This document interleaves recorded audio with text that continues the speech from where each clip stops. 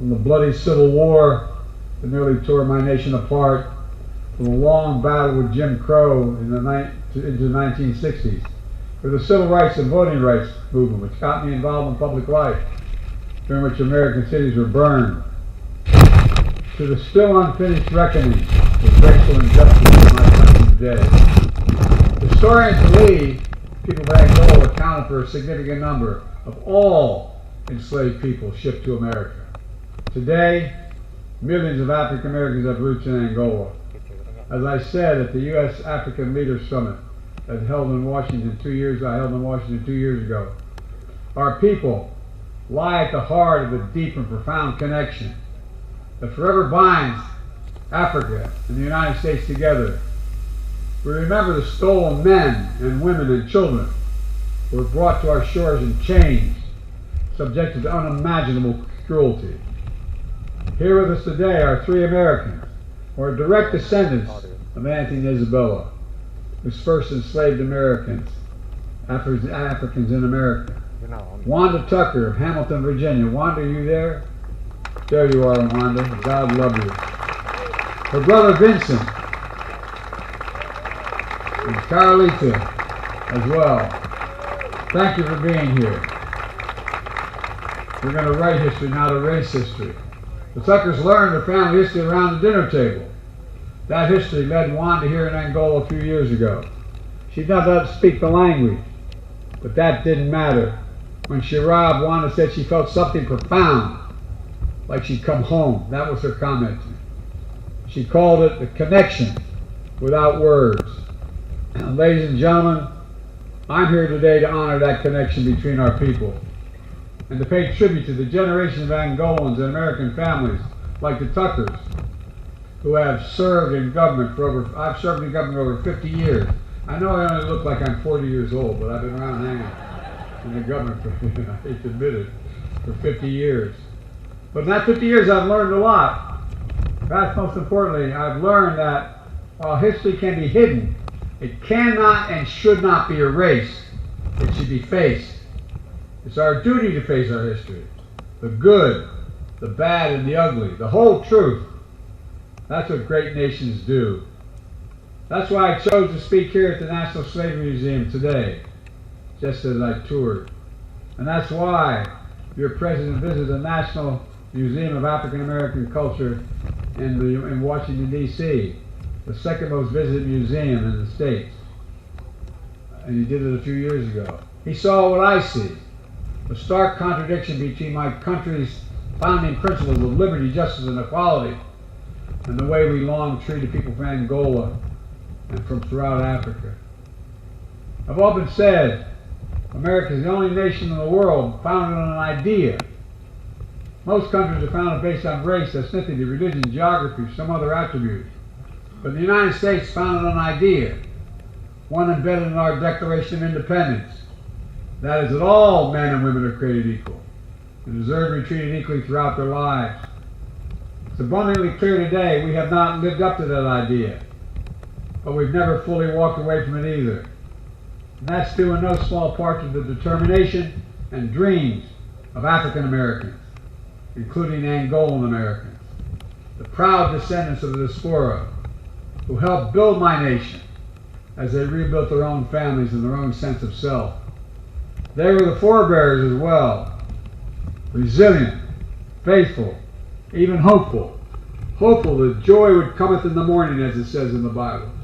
Hopeful that our past would not be the story of our future. And hopeful, in time, the United States would write a different story, in partnership with the people brought here in chains to my nation from Africa. It's a story of mutual respect and mutual progress. That's the history that brings me here. The first American president ever to visit Angola. Over time, and I'm proud to be. Over time, the relationship between our countries has been transformed from distance to genuine warmth. Today, our relationship is as strong as it's ever been. Throughout my presidency, it has been my goal of the United States to build a strong partnership with peoples and nations across the continent of Africa. True partnerships aimed at achieving shared goals, bringing to bear the dynamism of America's private sector and the expertise of our government to support aspirations of African entrepreneurs, experts, leaders, both inside and outside of government. Because we know the challenges that define our age demand African leadership. 1 out of every 4 human beings on Earth will live in Africa by the year 2050. And the ingenuity, determination of young Africans in particular, like the young society leaders I just met with here today, will be undeniable forces in that human progress. That's why I'm so optimistic, because of that generation.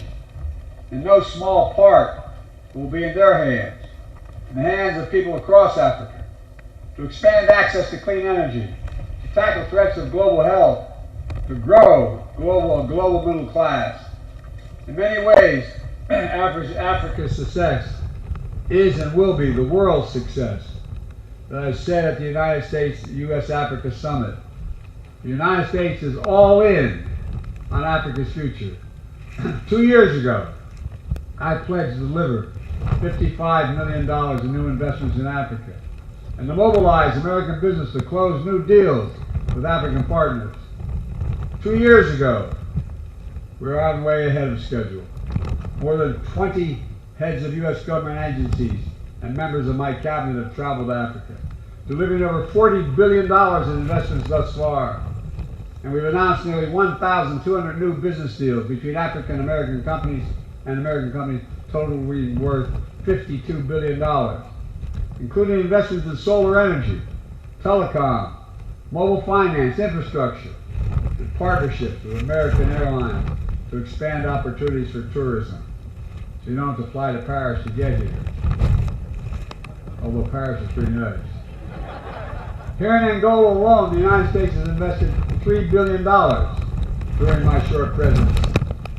We see the bonds between our countries across sectors, from clean energy to healthcare to sports.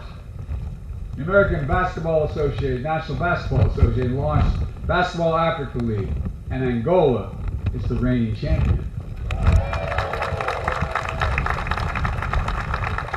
We've seen the impact of American culture African culture across the American culture, from music to entertainment to fashion to arts and so much more. Student exchanges between our countries are essential and must increase. Students in both countries can better understand one another if they know the country, if they visit the country, if they're educated in the other country. The increased connection between us makes a big difference. Being all in on Africa means making sure African voices are heard at the tables that matter most. Under my leadership in the United States, we brought in the African Union as a permanent member of the G20 economy.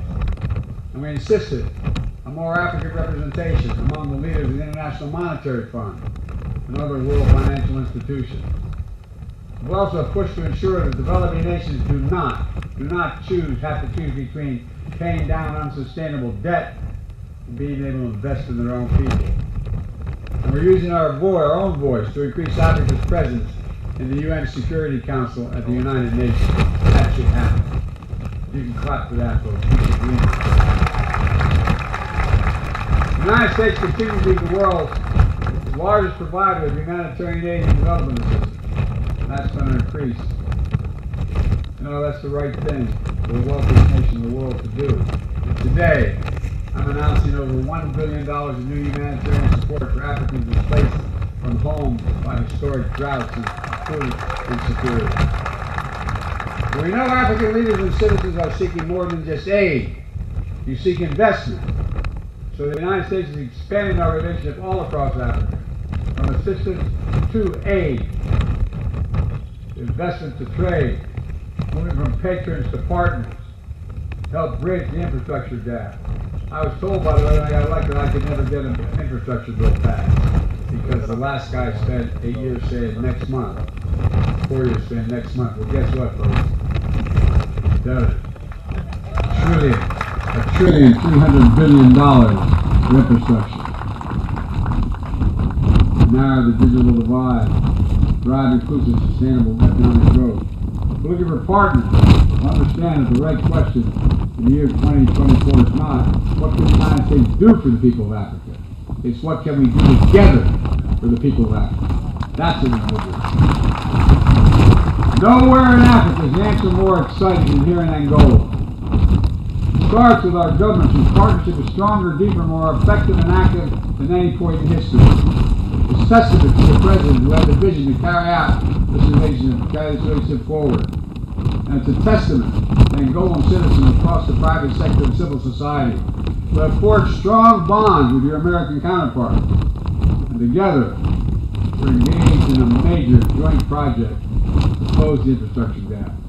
For the benefit of Angolans, Africans across the continent, Americans, and the world will all benefit as you benefit. Where you can produce much more agriculture for the states you can. You're going to increase their longevity, and you're going to increase your impact on profit. It's called the Libido Corridor. We're building railroad lines from Angola to the port of Libido, in Zambia, and the DRC, and ultimately all the way to the Atlantic, from the Atlantic Ocean to the Indian Ocean. It'll be the first transcontinental railroad in Africa, and the biggest American rail investment outside of America. And I must tell you up front, the American press here, I'm probably the most pro-rail guy in America.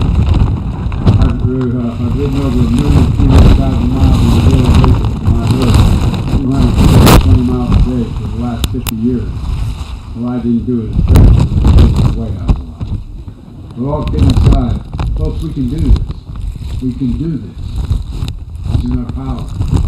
We'll not only generate significant employment, but also allow individual countries to maximize their own domestic resources, depending on their people, and self-critical minerals that power the world's energy transition and fight against the and transport that in a fraction of the time and lower cost. The ship it used to spend over 45 days will now take 45 hours. That's a game changer. That increases profit, that increases opportunity.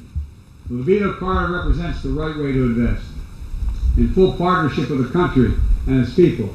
As part of this project, we'll install enough clean energy power to power hundreds of thousands of homes, expand high-speed internet across for millions of Angolans, which is as consequential today as electricity was 2 generations ago.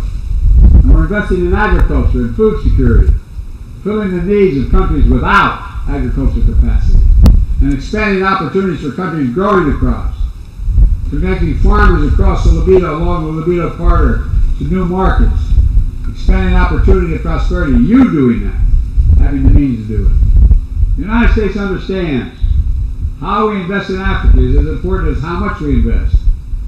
In too many places, 10 years after the so-called investment was made, workers are still coming home on a dirt road and without electricity, a village without a school, a city without a hospital, a country under crushing debt. We seek a better way, transparent, high standard, open access investment that protect workers and the rule of law and the environment. It can be done and will be done. Folks, the partnership between Angola and the United States also extends to supporting peace and security in this region and beyond. So, President Lorenzo, I want to thank him for his leadership in mediation and regional conflict. I also want to thank him for Angola speaking out against Russia's unprovoked war against Ukraine. It matters. It matters when leaders speak out. Ladies and gentlemen, as you know, I'm in the final weeks of my presidency. You don't have to clap for that. You can if you want. But I wanted to come to Angola. Although I've been chairman of the African American Subcommittee for a long time, I never made it to Angola. But although I don't know exactly what the future will hold, I know the future runs through Angola, through Africa. I mean it sincerely. I'm not kidding. I know that any nation that wants to thrive in the next century must work as partners with workers, entrepreneurs, and businesses here in Africa.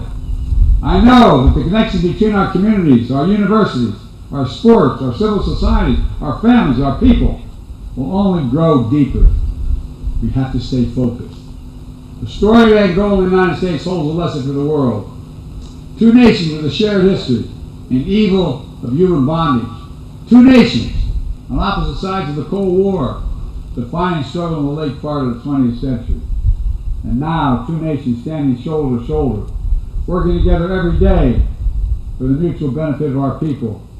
It's a reminder that no nation need be permanently the adversary of another.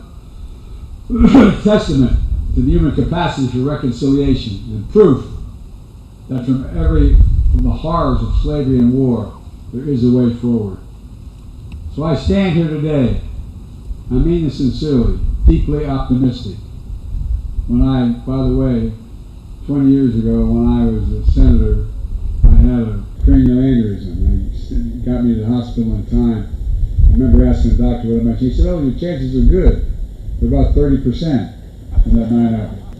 It was all over. He was deciding whether or not it was congenital or environmental. I said, "I don't give a damn, I'm here." He said, "You know what your problem is, Senator? You're a congenital optimist." I am. About the possibility and the progress that lie just beyond the horizon. Together we can and will chart a future worthy of great nations, worthy of the highest aspirations of our people. Just have to remember who we are. We're Angolans, we're Americans. As I often say to the American people, there's nothing beyond our capacity if we work together. And today, I say to the people of Angola and all the people of Africa, there is nothing beyond our capacity if we do it together. Thank you, and God bless you, and keep you all safe. Thank you, thank you, thank you. And thank you for waiting. I got my hat. Thanks, everybody. I really mean it. You're very patient.